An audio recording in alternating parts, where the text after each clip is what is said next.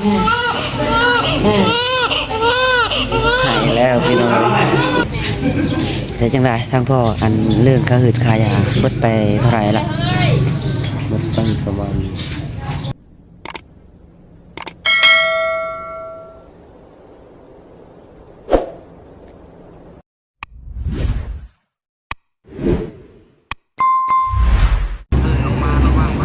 เอาพี่น้องเลยเนาะ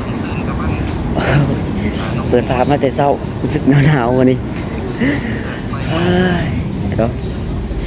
เสียงก็เปลี่ยนพี่น้องเลยมานอนห้องหมอบขึ้นเดียวเนาะเสียงเปลี่ยนเลยน้องหล่ะเป็นวัดเนาะเอาจะได้ก็ได้สบายดีเนาะสบายดีละสวัสดี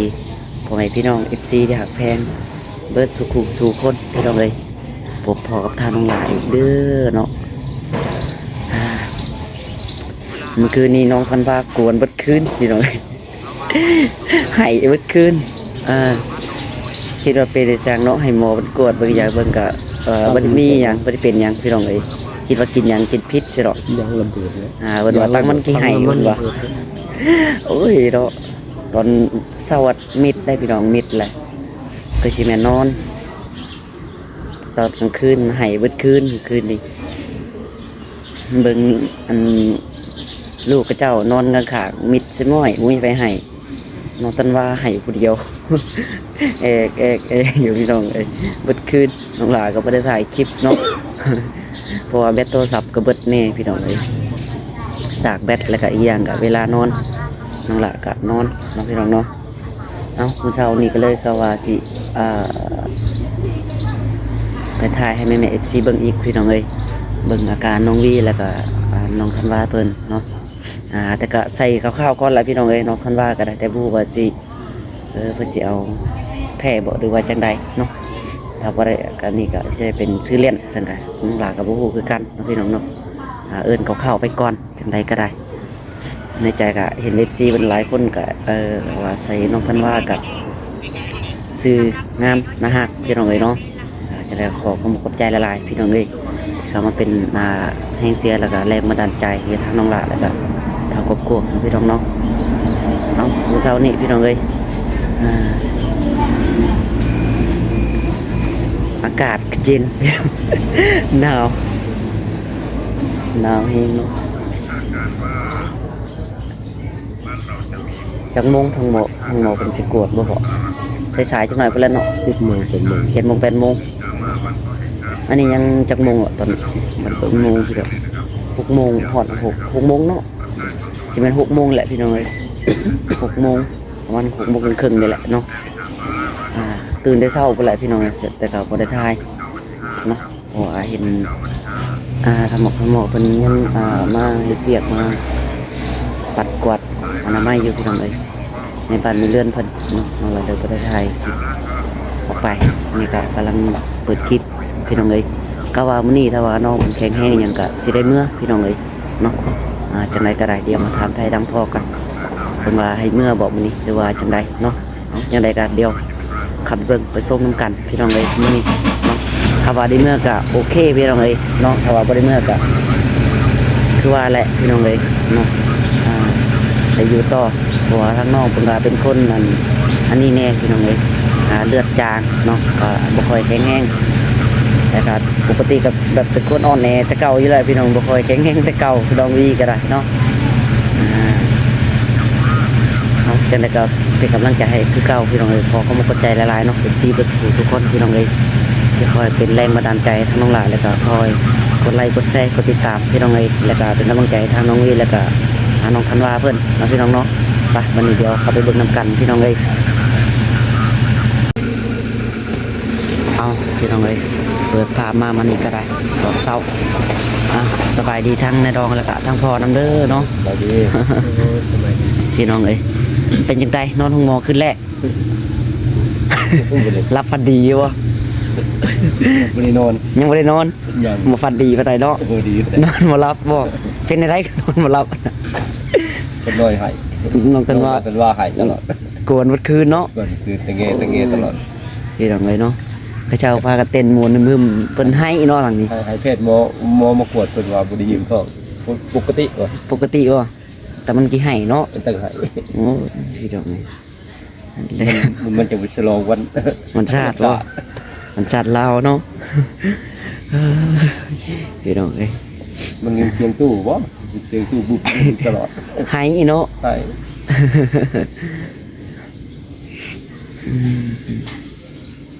เป็นจังไดมื้อนี้ก็ว่าสิได้เมื่ออยู่บ่พ่อ น่าจะได้เงื่ออยู่ อืม เราฟังเป็นสัญญาทุกเศร้า ใส่ยาแล้วก็ถ้าว่าเพิ่นว่าปกติแข็งแรงนี่ก็คือลดเมื่อได้เนาะอ่า มันเซ็กแล้วคนน้อยมันเซ็กแล้วปกติเลยก็ อ่าเมื่อนั้นนี่อยู่เฮือนซันพุ่นแหละเนาะเฮ็ดหยังก็ได้พี่น้องไปอยู่กันเอาพุ่นแหละ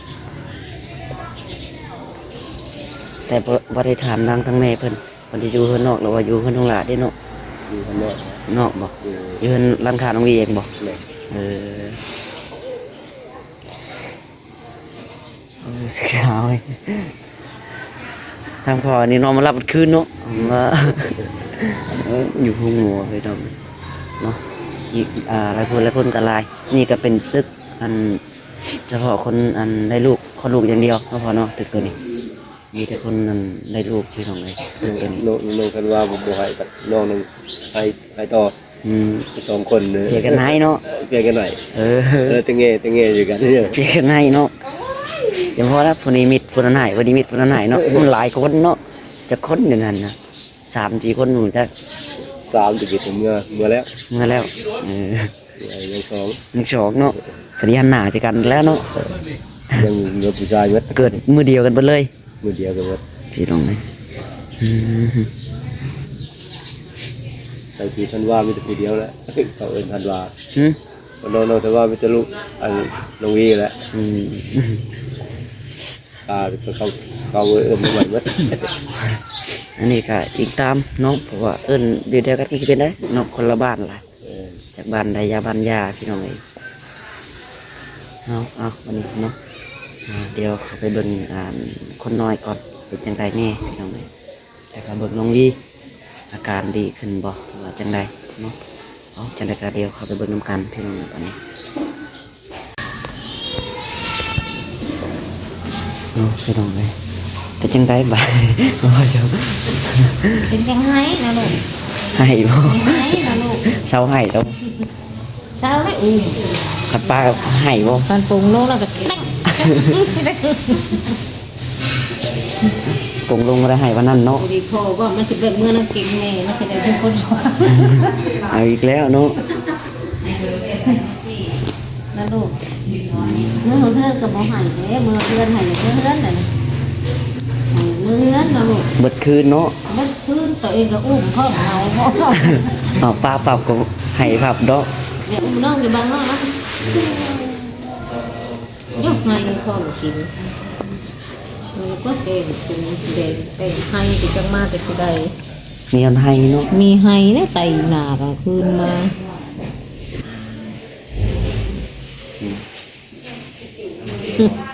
นอนละ รับวันนี้ไปนอนหลับ ทำไมนอนคืนเนาะ จะได้กับเรื่องคืนนี้ด่าไปนอนเลย มีแต่ให้ก็ให้ สวยๆพุ่นเสียหายนอน อ่าไม่จะได้ชน้องวี เห็นเลยตัวคือ แค่ไหนแล้วบ่ยุงก็มียุงตัวใหญ่ อ๋อก็ต้องคนน้ำพอเป็น อือหือ หนูเอาเหยียบคิดเลยว่าใส่รถขึ้นเด้อยังเกิดให้เนาะอยู่น้ำพอก ะว่าได้เมื่อบ่แม่นมื้อนี้ เมื่อนักเพิ่นว่าวันละถึงมาจะโมง อ๋อมีแต่ถ้ารถมาเนาะรถมาปุ๊บก็เมื่อปรับบ่อืม ยังกินข้าว เพิ่นมาใส่ยาละยังบ่ยังเนาะ กินแม่กินข้าวแล้วก็กินยา กินข้าวได้จะแข็งแรงกว่านี้เนาะ กินข้าวแล้วก็กินยา ไปกัดว่า หน้าแดงเว้ย น่าเด็กเลยอันนี้เด้ยังบริกัดบ่คืน หูเมื่อยัง เฮ้ย น้ำข้าวชื่อบัดข้าวก็ค่อยๆลานหายไปบุกเด็กเมื่อ ไ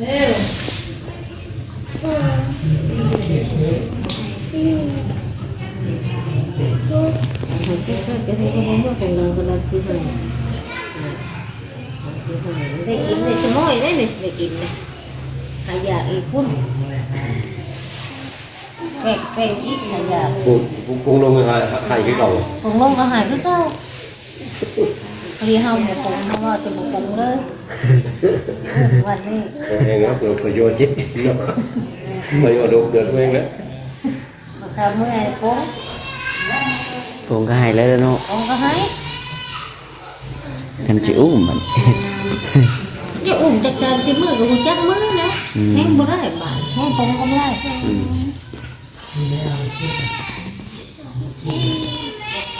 ตัวมันเล็กน้อยจำเล็กพอดีกำลังงานแต่แน่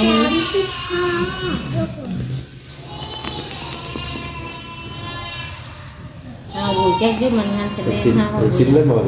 มาเป็นขู่ ห้าวันปุยยาทายมันหายได้ ไม่ใช่ดีนี่ เอาให้ไต่ไต่ ให้ไต่อยู่บนคนก็ไต่ยากมันก็โต ให้มันใช้ไก่กับบุมีเนาะ เป็นขาวเฮามาเรื่อย หนักเท่านังในตู้นั่งกับมีแห่งในต่างยาว ต่างยาว เขาโยนเก็บใส่เต็มบนหนา จานวานใส่เนาะ อย่าง มียอดให้ กระพุ่มแค่คนอย่างนี้ เนื้อมันเกิดอย่างนี้ ปกติมีเป็ดมีไก่ให้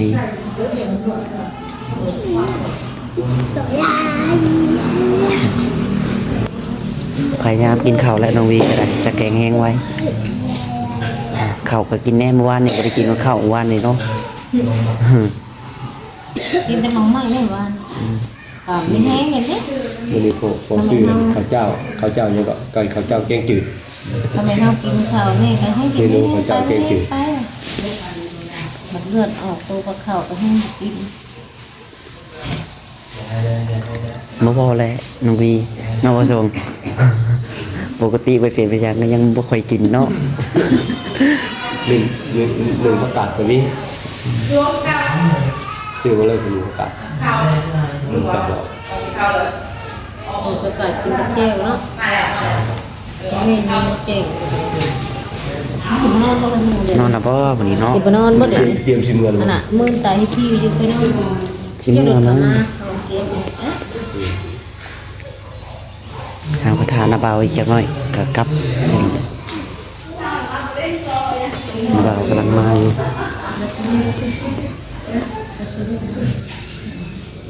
นอนก็บ่ให้นะคันอุ้มคันบ่อุ้มเนี่ยปงลงนักคนสดๆก็เป็นตื้นตอนจะปงความหูจัก อุ้มไปอุ้มมาแห้งชิ้นบัดนี้แห้งเต็กแล้วคันเอาอุ้มมันชิ้นแห้งเต็กเด้ ยังว่าอยู่ ถ้าว่าอุ้มเลยชิ้นแห้งเต็กบาดนี่ป้าบ่ได้ดอก ก็บ่ได้หรอก โอ้ยป้าปั๊มให้ลูกเลย ให้ปรับแล้ว โอ้ มันลืมตีนลืม พอดีเห็นซิงคือน้องหน่อยนะน้องหน่อยก็ยังซิงกลิกเนี่ย เดี๋ยวคะแนนได้จำเนาะจำลุงเราเลยว่าคะแนนได้มันจะสีเก่งๆนี่ได้สมนะอันนี้แค่หาประมาณนี้ยังหมดตึงหมดเดือนลูกเราหมดเดือนนะอันนั้นก็จะเราเลย ยังบ่เบิดมือจ้ะเนาะ เลยมือ ยังบ่ฮอดมือครับ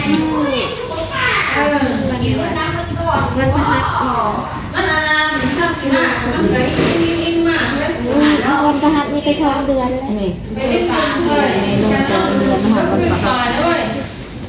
นี่แค่เราก็ได้มือเดียวเราก็ได้มือเดียวเลย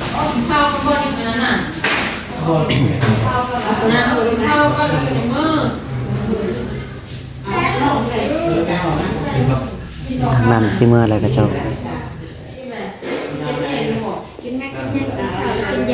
คิดไม่เข้า เชื่อกระโจมมองนะแล้วก็ลูกก็นั่งกินข้าวเอาเพียงมาขึ้นเชื่อกระโจมมองพุ่น โอ้เขาไว้ ได้บ่ ปั่นได้ปั่นบอก ไหวทางนี้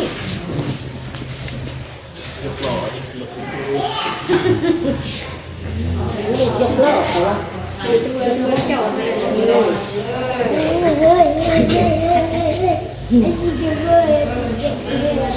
มันลุกเองมันดอกมันลุกไปอ่ะมันขึ้นเองมันเลยมันย่อกันเองมัน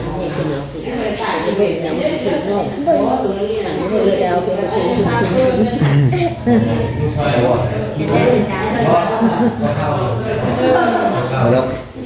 ลุกได้ปะเอามาส่งชมชม เชิงเลย ชมเถอะ เอาต้อไม่บอกส่วนโลนะ มาจากในสวนมาชมกันเนาะเอาวันนี้ ส่วนนั่นน่ะลูกได้10ส่วนทำมาเอาขึ้นอีกไหมพอให้อีกเลยนะขึ้นอีกก็ได้ให้อีกเลย ลูกอ่ะ ขึ้นสิมาแล้วมัน กินได้ไหม อะไรอ่ะ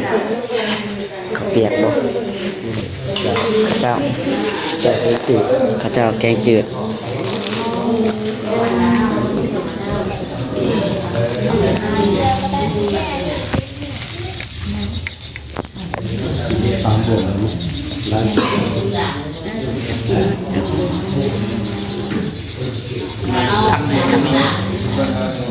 ข้าวเจ้าแกงจืดเห็นก็เจ้ามาขายเนาะ วุ้นแล้วบ่ได้มือ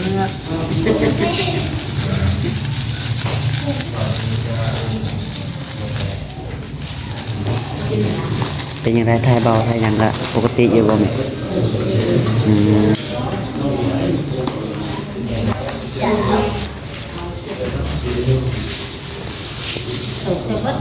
แกงจืด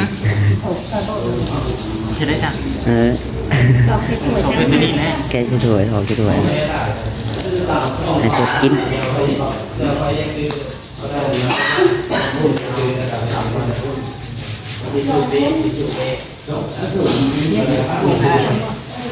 กินข้าวแล้วล่ะกินยาแล้วล่ะ กินข้าวแกงจืดใช่ครับ จะต้องเป็นเกียงประกาศ ครับไม่รู้ เห็นน้ำน้ำ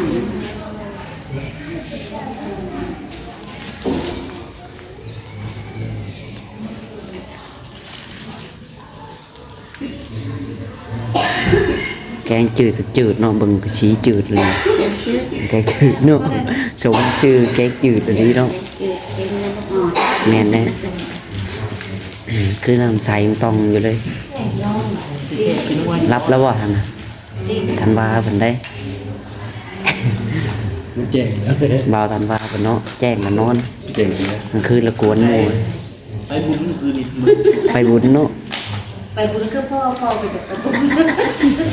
ให้แงกๆอยู่เนาะ อยากไปกินเนื้อเขาบอกอยากไปกินเบียร์เขาเลยนะ ยกบนโน้น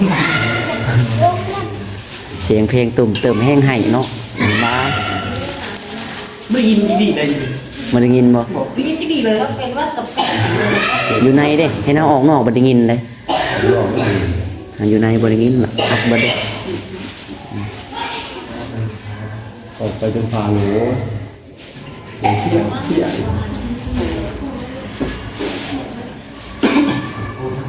กินยังหาไม่เจอยัง ซื้อตัวหมักมาแล้วใครหนึ่งตัวหมัก สิ่งปลานะคือเอาไปอุ่น เนื้อ ตะคางวางขาวดำไข่ อันนี้ทันได้กินข้าวแต่วานนี่พุ่นนั่นแหละ อ้าวอันนี้ก็กินแต่เที่ยงเพื่อนเกลือมันนะดองกินแต่แกงหน่อไม้เขาแกงแกงหน่อไม้มาส่งให้ กินน้ำอา คน นั่น กิน นี่ แต่แกงหน่อไม้นั่นแหละคนเพราะว่าอาหารลาวแกงหน่อไม้ตำหัวอย่างอื่นเราไม่กินแล้วดาวน้องดาวสวยๆได้คุณเตาเพียรโอ้ตายด้วยเดี๋ยวไปจับออกมาหมดจะเข้า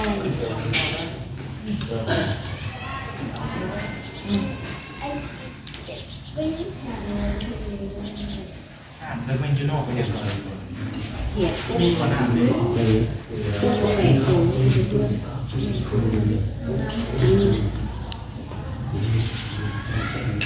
เอามาแกงให้แกงเป็นแกงเขียด เราจะพอแล้วเราดูว่าบุตรวิญญาณเรามันกินอยู่พุ่นเหรออ๋อตัวเอาเรา ใช้ปลาเล็กมือก่อนชิคันแกงลายแตะหูมองประเด็น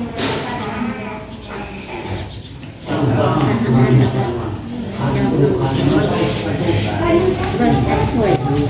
ชักเป็นบ่าวมาหอดใจแหละ อ๋อไปถามเบิ่งนะเบาสัตว์ถ้วยมีเฟซนะเบาบ่ บ่าวมาได้ดูก็ใจแหละ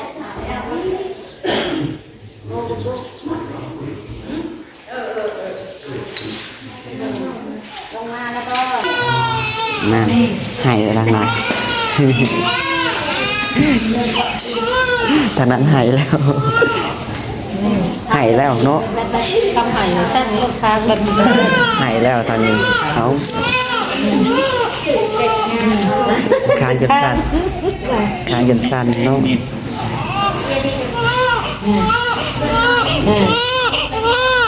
ให้แล้วพี่น้องมาเป็นให้เนาะปรับมาให้แล้ว กินยา เชิญพี่น้องเลยเดี๋ยวให้ทางนุ้ยเพิ่นพักผ่อนก่อนเนาะเอาจะได้ก็ได้เดี๋ยวออกไปนอกก่อนน้องหลายก่อนเอาพี่น้องเลยวาบมาข้างนอกบ้านนี่ ให้แวกมึงกินอีกอะ ปรับแล้วให้เราได้ แต่จังไรทางพ่ออันเรื่องค่าหืดค่ายาเบิดไปเท่าไหร่ละ มันตั้งประมาณ2 ล้าน 2 ล้านปลายบ่ 2 ล้าน2 ล้าน5 แน่นอน2 ล้าน5ลงพันบวกกันก็ลากันวัน700,000ค่ารถค่าล่างก็ยังทันได้ให้เพิ่นเลยเนาะเพิ่นมาวันนี้ก็ทันได้ให้เพิ่นจะกีบพี่น้องเพิ่นมาส่งวันนี้ก็ได้น้ำมันยังลาวใส่เองอยู่ ค่าเบื่อนี่แหละพี่น้องเลยเบิดเท่าไหร่ก็ค่อยว่ากัน เรื่องค่าหืดค่ายาก็เบิดไป2 ล้าน5 2 ล้าน5แสนแล้วเนาะแต่ก็ยังทันได้รวมๆเพราะว่าเฮายังทันได้เมื่อพี่น้องเลยอีกเพิ่นก็สิอันใช้ยาอีกอยู่เนาะพันเบิ่งเพิ่นแหละยังสรุปบ่ได้พี่น้องเลยเมื่อเทื่อหนนซานบ่แหละจังสรุปให้พังเบิ่งอีกเทื่อเนาะตอนนี้ยังถ่ารถอยู่ทางน้ำบ่าวยังทันได้มาอยู่เฮือนมันบ่ เพราะว่าเราก็เนาะแก่คนผลิตเบิดขึ้นพี่น้องเลยลินบุญมันชาตินี่แหละเนาะ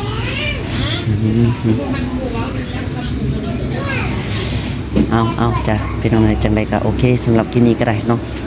จะขอโตวไปก่อนพี่น้องเลยจังใดขอขอบคุณขอบใจหลายๆเนาะแม่ๆ FC ประสบสู่คนพี่น้องเลยโตจังใดก็ยินดีไม่แห้งประสบสู่คนนะพี่น้องเนาะเอาสบายดีพี่น้องบ๊ายบาย